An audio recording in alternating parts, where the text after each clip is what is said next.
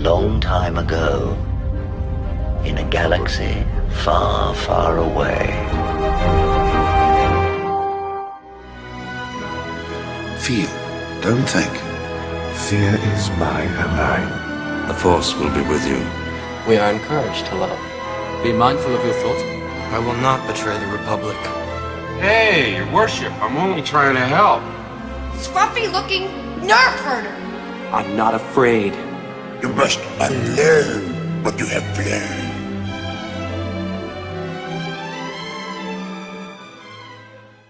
So I watched Skeleton Crew this morning and absolutely had a blast watching it last night too. And there are a lot of callbacks, a lot of Easter eggs. First off, first Easter egg isn't necessarily a thing like a lightsaber or whatever. It's a space battle. The boarding of a container ship by pirates is reminiscent of the beginning of A New Hope. And then Wim's bike ride through the forest is very similar. In fact, it's a callback to Luke and Leia's speeder bike chase in Return of the Jedi. And it's very enjoyable, but there's so many other Easter eggs that I don't really want to go through them all until everyone's seen them. What I like about it is the fact that when you're watching the kid Wim play with his iPad, the tablet, he's looking at Luke Skywalker. Okay, he wants to be a Jedi. Let's go through the actors. Jude Law was only in the second episode for a little bit. He plays Jode Nawud. We're not sure if he's a Jedi completely. He basically shuts the kids up when Wim says, "You're a Jedi," when he pulls the key off the wall using the Force. This is his character we haven't really met yet. Okay, so we're going to have to get familiar with him. Then we got Ravi Cabot Conyers as Wim. Wim is all of us when we were late 70s, early 80s kids. We didn't want to stay home. We wanted the adventure. He plays Jedi and Sith. He's got a toy lightsaber. He and his buddy Neil pretend to have lightsaber battles. It's such a good reminiscent thing of what it was like to be a kid. Robert Timothy Smith is great. Can't see his face. He plays a similar alien to Max Rebo, but he's not Max Rebo. That's not the same species, I guess. But it's really fun to have him thrown in there. It's really interesting to me. And I really like that he's the one that just wants to go home. He's got an intact family. Then we got Ryan Cara Armstrong as Fern. Again, she's too smug. Again, she's playing a girl who should have just been. Fern should have been a boy. Okay. The funny thing is when she craps out on her bike, it's in the garage, and this kid pulls up on his bike, and he looks just like a young Adam Driver. It's hysterical, and I think it's a fuck you to Kathleen Kennedy. I really, really do. Then we got Carrie-Anna Crater as KB, Fern's bestie, very technologically savvy, and they're older than the boys are. And what I like about it is, though I don't like Fern, they behave towards the boys like we did when we were in our late, like when we were preteen girls. All right. And it's kind of funny because it's sort of what kids do. Then we've got Nick Frost as SM-33. Great introduction. He's very much sort of like K2SO He's very similar to that, and he's a pirate droid of some kind, or he's been programmed to do that kind of thing. And he's a very good character for the kids to learn from. And we got Carrie Condon as Farah. Again, the neighborhood, the planetary, Karen. You're going to notice that there aren't any starships on the planet of At-Aten. At-Aten is supposed to be a mythology. So really, these kids are going out into the real world, the galaxy, looking for adventure. And the galaxy, the real world, is looking for their planet because there's mythology about a treasure there. Okay, which is an interesting flip. Tunde Adebimpe is Wendell Wim's father.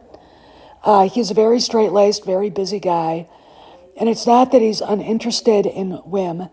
But again, if you're looking at the 1980s, early 1980s, Wim and his friends are latchkey kids. Okay. They go off after school and, are doing what they want while mom and dad are at work. Okay, there isn't a babysitter. I really think that Jon Favreau and Dave Filoni have brought something into Star Wars that it's desperately needed for a long time. And it's reaching out to kids and giving them their own adventure, so they can be brought in to the wider world of Star Wars, the Skywalker saga, Ahsoka, Kenobi, etc. Because I don't think the kids really connected to Rey, the Bestest Evar, or Kyle Ron. When you think about characters in Star Wars, you don't want to feel like you're being connected to a bad guy. And I have to say that Kyle Ron is a bad guy. Okay. What we're getting in Skeleton Crew is we're looking at the bad guys as they are, the pirates. And the kids want to go home, but they're happy being on an adventure. I mean, at least Wim is. And Neil wants to go home, but he has an intact family. Wim does not. His mother's gone. She's dead. Fern's mother is a single working mom, and the planetary Karen. And we don't know anything about KB's family at all. So they've all got motivations to be there or to want to go home. And they run into Jude Law after they get thrown into the brig by the pirate captain, the Wolfman. And Jude Law is a Force user, and I believe Joe Na-Na-Wood is a Jedi. So we're in post-Imperial period, the New Republic, that does not really have a relationship with At-Aten at all. At-Aten, planet they're from, is a mythological place. And this is where we're going to start off in the next part of our discussion. So get ready. This is Master Obi-Wan Kenobi. I regret to report that both our Jedi Order and the Republic have fallen.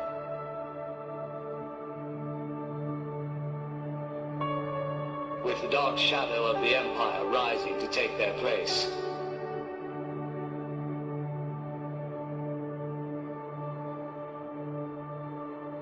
This message is a warning and a reminder for any surviving Jedi.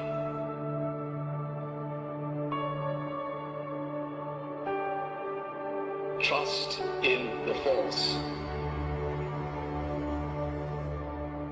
Do not return to the temple. That time has passed. And our future is uncertain. We will each be challenged. Our trust, our faith, our friendships.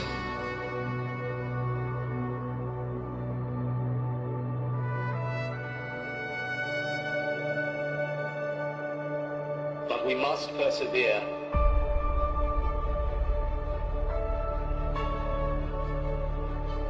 And in time,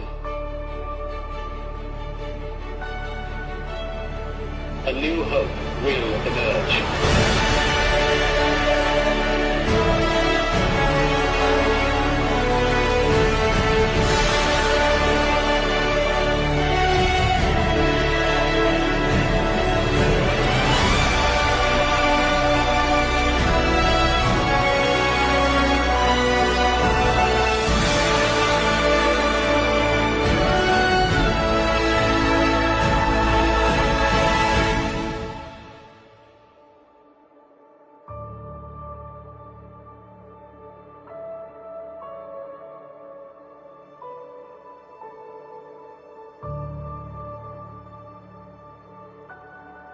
May the Force be with you, always.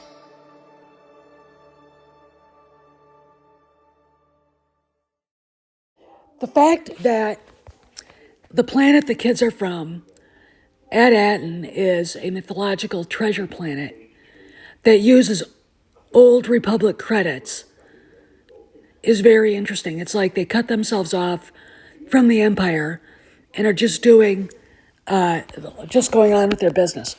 The fact that it's a place where it's kind of like Great Britain is, Europe, where the kids take tests, and based on what their scores are, they're stuck in a spot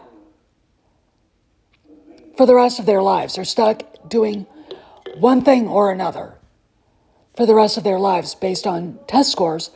And Wim and Fern and KB aren't down with that. Wim wants to be a Jedi. Okay, Wim wants to be a Jedi. The others, we don't know. The fact that Neil wants to have his life, you know, he's pretty happy being an analyst or whatever. That's the way they are. And it's a very sort of boring society set in its ways. All right. And these 4 kids leave the planet by accident when they find the ship. It's a pirate ship, and they need to get home.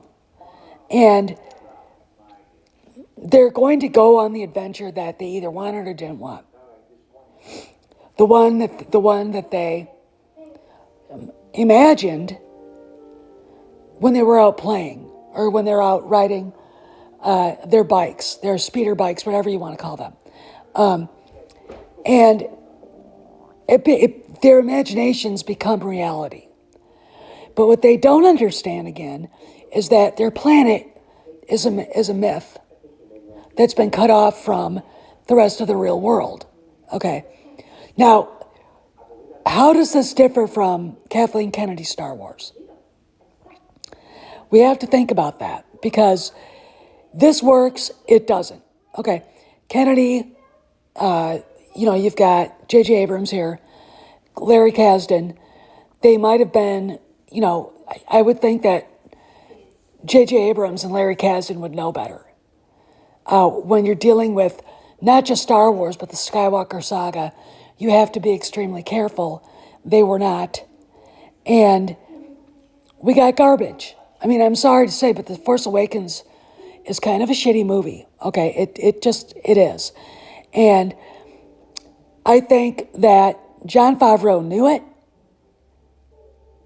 and he understood it, that they were doing the wrong thing with the Skywalker saga. And in my opinion, this is going to be the lesson they all need. This is a lesson that anybody who worked on Star Wars who fucked up needs. And I'm not just talking about Kennedy. I'm talking about Pablo Hidalgo, Matt Martin, the rest of the story group. Okay, this is the lesson that they all need. Rian Johnson needed this. You're not making a movie for yourself. If you're doing that, go make some art house faux intellectual dumpster fire, okay? You're making a big tent movie that happens to be the Skywalker saga, and you fucked up, okay? Translate it to Jon Favreau, who is now happy taking Star Wars in a radically different direction to fix what they broke, to fix what The Last Jedi and Force Awakens broke, to fix what the Rise of Palpatine broke. Jon Favreau actually asked Leslie Headland to come and watch, to go to a viewing of Skeleton Crew, and she declined it. Again, Skeleton Crew compared to The Acolyte. The Acolyte is trash, garbage. Skeleton Crew is not woke. It's just a fun adventure with Easter eggs thrown in, echoing back to the movies. What does Bob Iger do? Bob Iger sits back and waits for the Nielsen ratings. And I guarantee you, they're going to be huge because Variety has been flipping its wig over Skeleton Crew.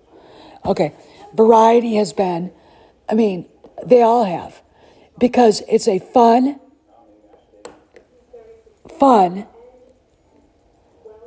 adventure to go on. This is something that Kathleen Kennedy needs to learn. You don't take Star Wars and do whatever the fuck you want. Matt Bellany said she wasn't woke. Had to be talked into it. How hard did they have to talk her into, ruining Han Solo and Luke Skywalker? Of, lesbians questioning Leia's sexuality. How hard was that? Not hard at all. Because if I had been president of Lucasfilm, none of that shit would happen. In fact, I would have gotten Harrison Ford for the next 2 movies. I just said, we need you. Your character is one of the biggest heroes in the saga. And no, you don't get to die in this, okay? Your character has to live. And that's going to be the difference between Skeleton Crew and what Kennedy did. Is Skeleton Crew enhances Star Wars. Kennedy broke it. And Skeleton Crew is going to be part of what fixes it. Because what I think is going to happen is we're going to get cameos from other characters that connect Skeleton Crew to the Mandoverse, to the Skywalker saga. Because they have already met someone we think is a Jedi. But what is Neil looking at? Neil is looking at things that could be Luke Skywalker fighting Darth Vader, or Anakin Skywalker fighting Dooku or somebody. Okay. You're going to get a cameo from probably some big names from the original trilogy, which would round everything up. That would be the adventure. Okay. And who knows who it's going to be. I could be wrong. That is my feeling. And I'm going to tell you guys this. Watch Skeleton Crew. Watch it again. Watch it again. And keep your eyes open for more Easter eggs. It's a great show. And I'm really glad Jon Favreau decided to take a chance and make it. Okay. I give it 5 out of 5 stars. This is Steph signing out. I'll see you around the galaxy.